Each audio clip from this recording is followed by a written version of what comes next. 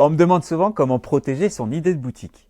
Bon, je vais te décevoir, c'est compliqué de protéger son idée de boutique. Par contre, juste une fois que tu t'auras abonné, je t'explique mes 2 astuces pour être sûr que ton idée, on ne va pas te la voler. C'est bon, t'es abonné? Eh ben on y va. Première astuce, réserve ton nom de domaine. Dépose ta marque.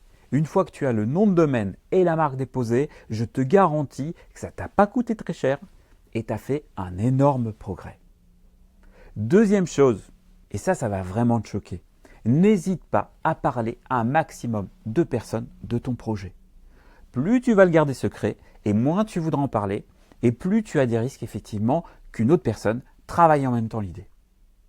La dernière fois, j'étais avec Franck que j'ai reçu dans mon bureau. Franck, il avait une idée de commerce vraiment atypique, un concept store comme on appelle ça.